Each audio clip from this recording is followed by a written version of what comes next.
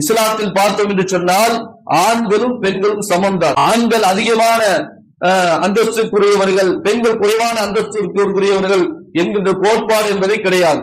என்ன காரணம் சொன்னால், அல்லாஹ் தஆலா ஆண்களுக்கு சில நன்மைகளை அதிகமாக கொடுக்கிறான், பெண்களுக்கு சிலவற்றை அதிகமான நன்மைகளை கொடுக்கின்றான். இந்த ஆண்கள் செய்ய முடியாத செய்யக்கூடிய சில விஷயங்களை பெண்களால் செய்ய முடியாது. உதாரணமாக அல்லாஹ் தஆலா இயற்கையிலே ஆண்களுக்கு உடல் பலத்தை நன்றாக உழைத்து குடும்பத்தை பராமரிக்கக்கூடிய பொறுப்பு அவனுக்கு இருக்கிறது. குடும்ப பாரம் என்கின்ற அந்த சுமையை சுமப்பதனால் அல்லாஹ் தஆலா அதிகமான நன்மையை கொடுக்கின்றான். அதே போல பெண்களால் செய்யக்கூடிய ஒரு சில விஷயங்கள் என்னதான் பண்ணாலும் ஆண்களால் அவர் செய்ய முடியாது. அதில் முதலாவது விஷயம் என்னன்னு சொன்னா, குழந்தைகளை பராமரித்து வளர்ப்பது, அதுவும் பொறுமையாக வளர்ப்பது.